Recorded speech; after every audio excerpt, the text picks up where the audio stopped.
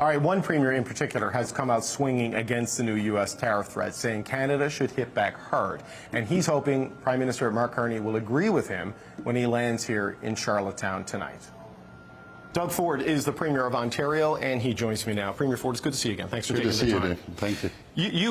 You were pretty angry yesterday with the President and with the United States, and probably still angry today, and you wanted to go dollar for dollar. You talked about crippling their economy with energy and potash.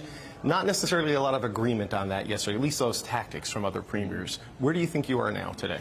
Well, I think we need a strong plan moving forward, and we have to take a Team Canada approach, and the Prime Minister has to lead that approach.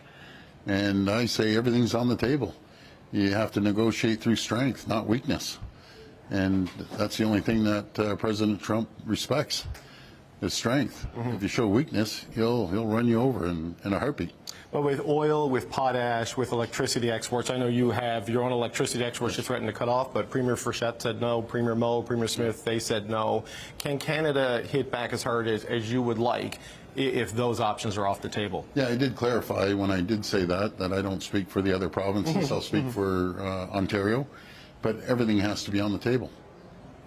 But is it, if the premiers of the key regions and the key economies because the U.S. has told us what they're worried about. It's energy, it's potash, it's critical minerals, right? Yeah. And, you know, if the Western premiers and others can't get on board with that, how do you leverage it? Well, that's the problem. We need a Team Canada approach led by the Prime Minister. And if he doesn't want to lead it with the other premiers, then I can't do it alone. I feel some days that I'm standing alone protecting Canada, and I need everyone else to get on side. So you said that yesterday too. What do you mean by that? What is it? Well, I think everyone should be out there being a little more vocal, right? Trump looks at any weakness whatsoever, and if he looks at premiers agreeing or disagreeing, he looks at the Prime Minister not being as tough as he thought he might be, and I'm not saying he is or he isn't. I just want to see a plan from him, and we look forward to hearing from him tonight and tomorrow. Right, because he's going to attend a social with the premiers tonight, yes. And then you're going to have your formal meeting tomorrow. That's right. What do you want to see in terms of a plan? Do you want like a fully detailed battle plan, or in terms of options that could be triggered at the end of the 28 days? What do you need to see from Mark Carney? You know, he won't have it ready tonight or tomorrow, I'm pretty sure, but he has to come up with one and give a clear direction to the rest of the country. Ontario will be affected more than any other jurisdiction. He's put tariffs on our auto, on our steel, on our manufacturing. So it hits us harder than any other jurisdiction in the country. And since I'm the Premier of Ontario, I have to stand up for the people of Ontario, but I feel an obligation to stand up for the people of Canada as well. Because we are the engine of Canada. And where Ontario goes, a lot of times the rest of the country goes. So we just, I just don't believe in rolling over. You know, we always seem to be on our back foot with Trump, and the best defense is a strong offense. So when you say you want to see a strong Team Canada led by the Prime Minister, with these leverage points of critical minerals, potash, energy, does that mean you think the Prime Minister should be willing to use those resources aggressively, even if Daniel Smith and Scott Moe, Tony Wakeham, because they're an oil-producing province in Newfoundland and Labrador, if they say no? Well, that's going to be up to the Prime Minister to bring all the premiers on side. And I just believe in negotiating through strength. That's what we need to do. Everyone's seen President Trump in action. He's sitting with the Prime Minister the night before, all buddy-buddy, and next thing you know, he wakes up and wants to throw on 50% tariffs. Yeah. Yeah, the World Cup. I wouldn't trust him as far as I could throw him. Well, this is the problem. And just to get to the Gordie Howe Bridge for a second, yes. Right? Because that was a deal. That was signed, and they came in and forced these Trump concessions. wanted to expedite that as quickly as possible. And all of a sudden, boom, light switch goes on.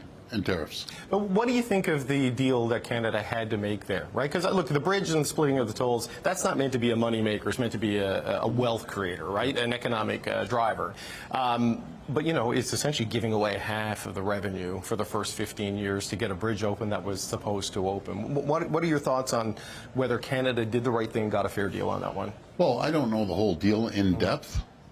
Maybe I'll find out tonight. But that bridge, Ambassador Bridge, does $1 billion a day of two-way trade across the U.S. and Canada. So, and they had a monopoly on it. I don't believe in monopolies. I'm glad the Gordie Howe Bridge will open and lower costs. Right, so because this is the argument that, yes, you have to give away some money, but the cost of not opening it in terms of economic efficiency and productivity was too great. It would delay the debt repayment. So do you think it was worth it based on just the lift? Well, again, I'll sit down with the Prime Minister tonight and get into the weeds a little bit and find out exactly his rationale. Right. So how far do you think premiers are prepared to go in retaliation if this now 28 days doesn't lead to some sort of a resolution on this latest round of tariffs? I mean, you want to go dollar for dollar. Yes. You've been consistent on that for quite some time. We'll run out of economy eventually compared to the United States, and not everybody sees dollar for dollar as the right approach. I mean, where do you think the premiers generally are on a consensus on this? You know, everyone has their needs, you know, from coast to coast to coast. Everyone has their needs and wants. I'll tell you, here in Ontario, if we're a standalone country, which I never recommend, we'd be the U.S.'s third largest trading partner. We do approximately $500 billion of two-way trade with the U.S. And millions of jobs on both sides of the border rely on the trade deal, on CUSMA. So would I like to see a deal? Would I like to see it renewed? 100%. Remember, Donald Trump said it was the greatest deal ever, the first go-around. Now I guess it's not the greatest deal. Yeah, he should find whoever negotiated that and give him a piece of his mind. Yeah. You want this deal done quickly, and there is this 28-day, 30-day countdown clock on these new tariffs. So that's the window where the Prime Minister says negotiations will intensify. But Trade Representative Greer was speaking at a Senate committee in the United States today, and he said his goal is to have something to put on the President's table by the end of this year. So, you know, the main trade bureaucrat in the United States is on a much different timeline than you are. What do you make of that message from the United States? Well, Mr. Greer is creating, as far as I could see, going down there, talking to many, many governors, Republican and Democrat. There's uncertainty. There's uncertainty here in Canada. There's uncertainty in the U.S. And when you have uncertainty, you have investment stalled. But when you have certainty and stability, you have investment, you have job creation, you have production, you have lower cost of goods. And the governors, they see it. And if I didn't know they were Republican or Democrat, what I can tell you with my trips down there, the ground is shifting. The ground is shifting, that they're getting impatient. They want investment, as we do, and they want certainty and stability. And if you keep dragging this out, well, there's not going to be certainty. The business community has made the same case, the American business community. They've made the same case you're making right here in the process where they made the presentations to the trade representative, that thanks for trying to help, but please stop trying to help because it's not actually helping anymore. But the president seems really focused on things like the stock market, where the artificial intelligence boom is sort of juicing the numbers up and sort of masking the hit on traditional manufacturing and exporting. Do you get the sense the ground may be shifting? We may see that in the midterms, but do you get the sense it's making it all the way up to the top levels of the White House? Well, I don't know if he really hears from the manufacturing sector, which is massive in the U.S. It's massive here in Ontario and across the country.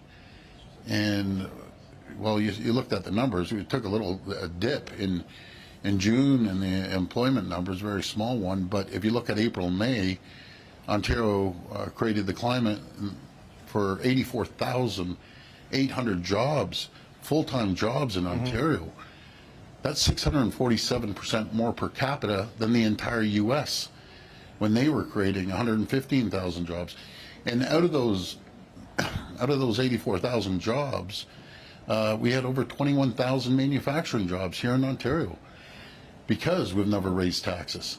We've lowered them by $12 billion each and every single year. We've cut red tape and regulations by $1.3 billion, creating the environment and conditions for companies to come and invest in Ontario. Right. And since we've been in office, we've seen over $222 billion of investment right here in Ontario.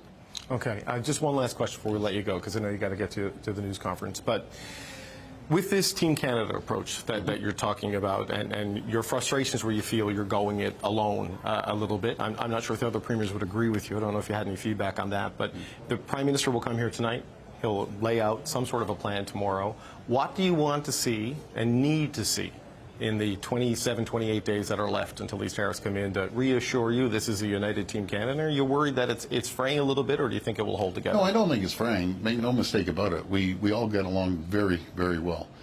But the needs of maybe BC or Alberta or out in Nova Scotia or here in PEI, it's different than Ontario. And everyone has different needs. Our need is to continue making sure that we see manufacturing. We need to see a strong auto sector, a strong steel sector. That's what we need to see. And I'd like to hear the plan as we move forward. It's absolutely critical that we have a strong plan led by the Prime Minister. Not by the premiers. Premiers can work together. We always do work together. But we need a strong plan from the federal government. Are you confident you're going to see at least the framework of that tomorrow? I don't know about the entire framework. I'd like to hear his comments and what his thoughts are. It doesn't have to, cross the T's, dot the I's, but we need to see the vision. Right. Where are we going? How can we make Canada more competitive? How can we make sure that we attract investment here in Canada? We are, and I'll speak for Ontario, is an energy powerhouse. No matter if we're leading the G7 with SMRs, small modular reactors, large-scale nuclear, our critical minerals, and that's what the world wants. The world needs our energy, but more importantly, the U.S. needs our energy, right. More than anyone. We power 1.5 million homes and businesses in New York, Michigan, and Minnesota, and that's a lot of homes. Right. So I just want to make sure I'm not misunderstanding, and I'm not trying to create false division and drama. But you're confident, Have you Mark. drank out of this? Yeah, that's for you. That is for you. Sure? You I don't want to turn into a CBC reporter. Thank you. It's just water. Okay. There's nothing more to it than go that. ahead. But you're confident Mark Carney will have that plan. You are confident in the Prime Minister's ability to deliver on this, or not? You I have are concerned. confidence in the Prime Minister. Okay. We've always got along. He has a business mind. I like business-minded people, and I have confidence in him. And we need to stick together, and that's the message moving forward. We need a Team Canada approach. Right. But I do have confidence with the Prime Minister, and we'll, work out the differences amongst the premiers. We always do. I've went through 34 premiers since I've been elected, and we have some more at the table.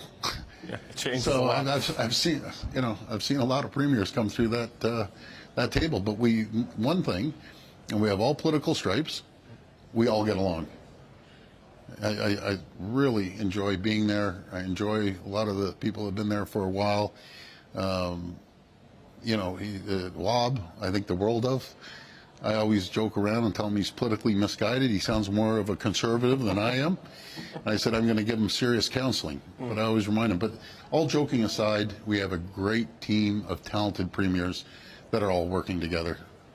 Okay. Ontario Premier Doug Ford, we appreciate the time. And if that water turns you into a CBC reporter, come back. You can fill in when I'm off. Okay. My tie's going red already. Okay. Thanks. Thank you. Thank you. Thank you, Dave.